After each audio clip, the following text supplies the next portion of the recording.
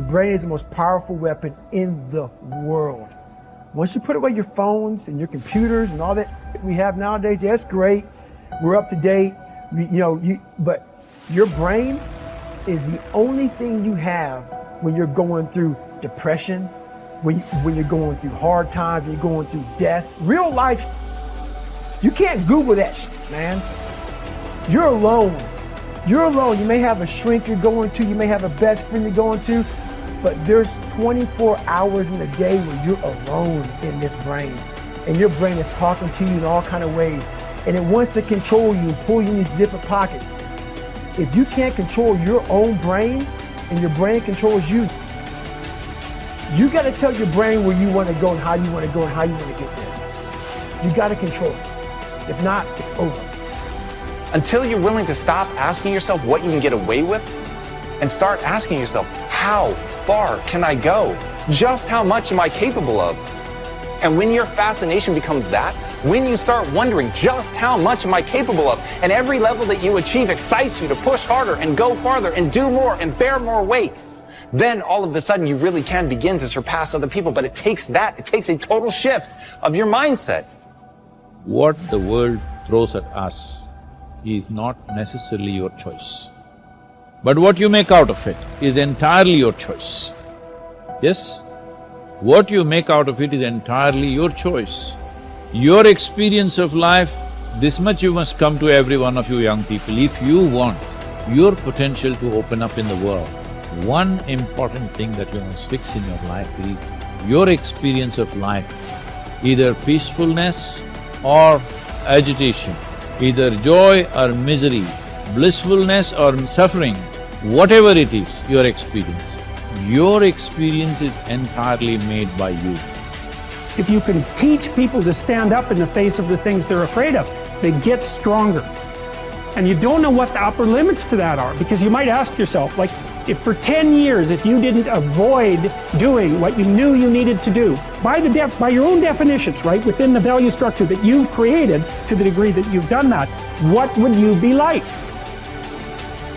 Well, there are remarkable people who come into the world from time to time, and there are people who do find out over decades-long periods what they could be like if they were who they were, if they spoke their being forward. And they get stronger and stronger and stronger, and we don't know the limits to that. We do not know the limits to that. And so you could say, well, in part, perhaps the reason that you're suffering unbearably can be left at your feet, because you're not everything you could be, and you know it.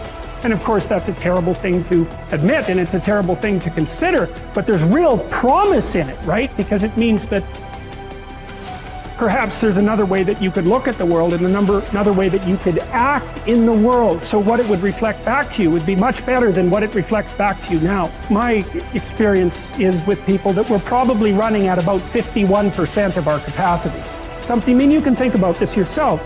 I often ask undergraduates how many hours a day you waste, or how many hours a week you waste, and the classic answer is something like 4 to 6 hours a day.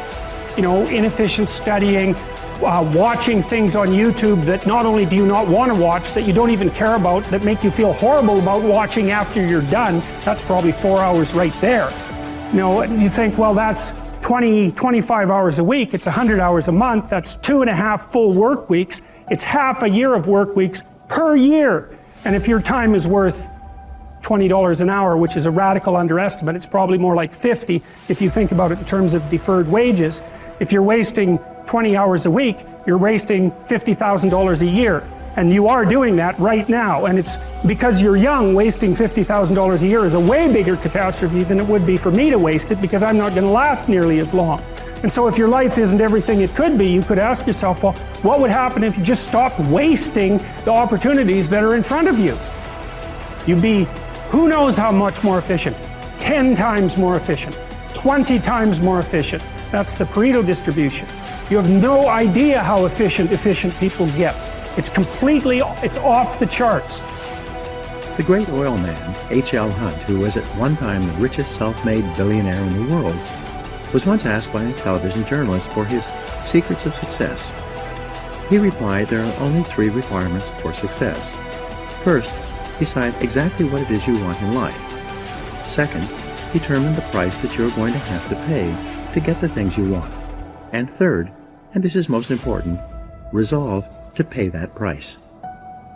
One of the most important requirements for success, once you have decided what it is that you want, is the quality of willingness. Successful people are willing to pay the price, whatever it is and for as long as it takes, until they achieve the results they desire. Everyone wants to be successful. Everyone wants to be healthy, happy, thin, and rich. But most people are not willing to pay the price. Occasionally, they may be willing to pay part of the price, but they're not willing to pay the whole price.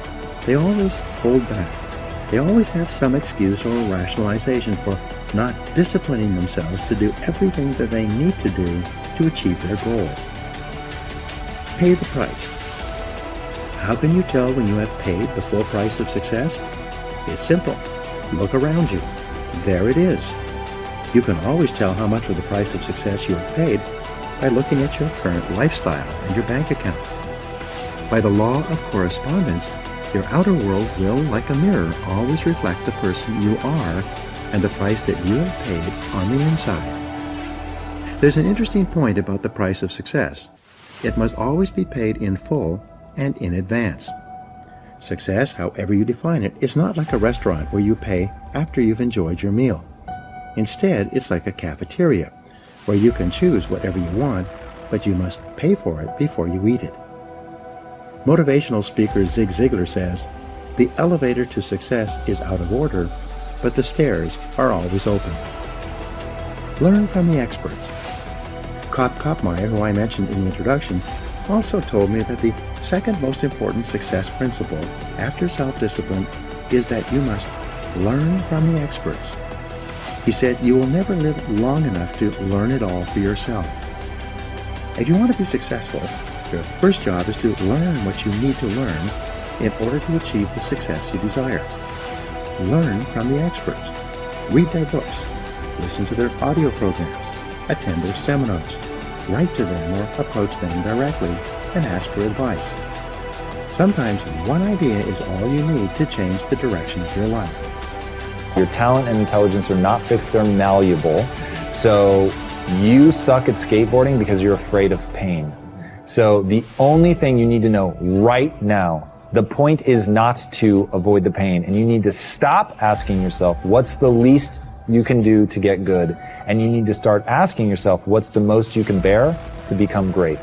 Once you understand that the whole point is to let the suffering and the pain harden you into becoming the version of yourself that you need to become in order to execute at the highest level, to be world class at anything, and stop avoiding it, stop being afraid of it, and start understanding for what it really is, which is the thing that shapes you.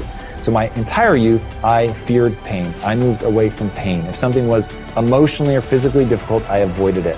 And I remember being in the gym one day and going, will you stop asking, like, what's the least you need to do to consider it a full week workout? Because it was like, could I stop now? Could I stop now? Could I stop now? And I was like, do you want the muscles, or do you want to like put on a show that you showed up? Like, you showed up, right? Like, because the muscles demand what the muscles demand. Like, you have to break them down, you have to push, you have to do more. Like, so it is purely a question of how much you're willing to bear, because there's never going to be enough. You could have always done more. The commitments we make to ourselves and to others, and our integrity to those commitments, is the essence and clearest manifestation of our proactivity. It is also the essence of our growth.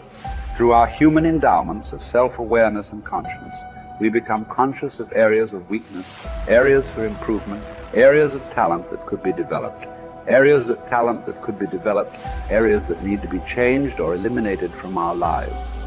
Then, as we recognize and use our imagination and independent will to act on that awareness, making promises, setting goals, and being true to them, we build the strength of character, the being that makes possible every other positive thing in our lives. It is here that we find two ways to put ourselves in control of our lives immediately. We can make a promise and keep it, or we can set a goal and work to achieve it. As we make and keep commitments, even small commitments, we begin to establish an inner integrity that gives us the awareness of self-control and the courage and strength to accept more of the responsibility for our own lives.